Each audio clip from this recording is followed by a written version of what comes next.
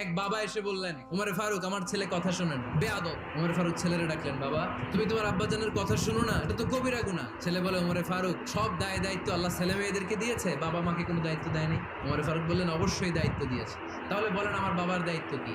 উনি বললেন, প্রাইমারিলি প্রথমত 3 দায়িত্ব। পৃথিবীর প্রতিটি বাবার উচিত ছেলেদের মেয়েদের জন্য ভালো মায়ের ব্যবস্থা করা। 2 নম্বরে সুন্দর তার একটা নাম রেখে দেয়া। 3 নাম্বার তার আল্লাহর কিতাব শিক্ষা দেওয়া। এবার ছেলেকে আমার আব্বা 3টার একটাও করেনি। এবার ওমরে ফারুক রেগে গেলেন, বাবার কাঁধে ধরলেন। ছেলে বলে, আমিরুল মুমিনিন, আমার মা নর্তকী, আমার মা মাজুসি, আমার মায়ের মধ্যে কোনো আদব কাদব নাই, সুন্দরী দেখে আমার মারে বাবা বিয়ে করছে, আমার মায়ের কাছ থেকে জীবনে কিছু শিখি নাই। 2 নাম্বার সাম্মানি খানফাসা, আমার বাবা আমার নাম রেখেছে চামচিকা। ওয়ালাম ইউআল্লিমনি হারফাম মিন কিতাবিল্লাহ, আমিরুল মুমিনিন। শুধু তাই না, আল্লাহর কোরআনের একটা অক্ষর আমার বাবা কোনোদিন আমারে শিক্ষা দেয় না। ওমর ফারুক রেগে গেলেন, এবার বাপের কান্দে দইরা মারতে শুরু করলো। তুই পোলার নামে